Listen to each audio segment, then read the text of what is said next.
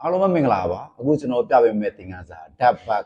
သင်ခန်းစာဖြစ်တယ်ကျွန်တော် comma 10ကိုလည်းထိရောက်စေတဲ့လေ့ကျင့်ခန်းဖြစ်တယ်အဲ့ဒီမှာကျွန်တော်ပြရမယ်ဆိုလို့ချင်းကျွန်တော်ကိုအဲ့လိုမျိုးစနာတယ်ပေါ်တစ်ခုလုံးစနာတယ်ပြီးရင်ကျွန်တော်တို့ကအလေးကြတော့ကိုနိုင်တဲ့ပုံမူတည်ပြီးတော့လိုက်လုပ်လို့ရတယ်အကယ်၍အလေးမနိုင်ဘူးဆိုလို့ချင်းလေးပေါ့လေးပေါ့နော်ဒီလိုအပေါ့လေးပဲဖြစ်ရေးတန့်ဘူးလေးပဲဖြစ်အကယ်၍လေးမများမနိုင်တယ်အဲ့ဒါကိုကျွန်တော်လုပ်လို့ရတယ်โอเคသွားကြည့်မယ်တက်တစ်ခါတပြိုင်နဲ့တက်ဖို့လိုတယ်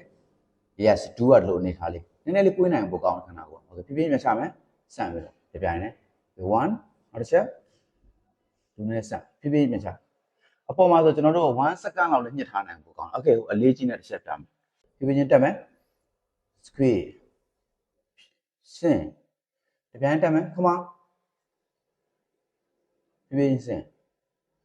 ဟုတ်ကဲ့အခုဆိုရင်ဒီ tap back လေ့ကျင့်ခန်းကိုလေ့ကျင့်လို့ရမှာလို့ယုံကြည်ပါတယ်ကျေးဇူးတင်ပါတယ်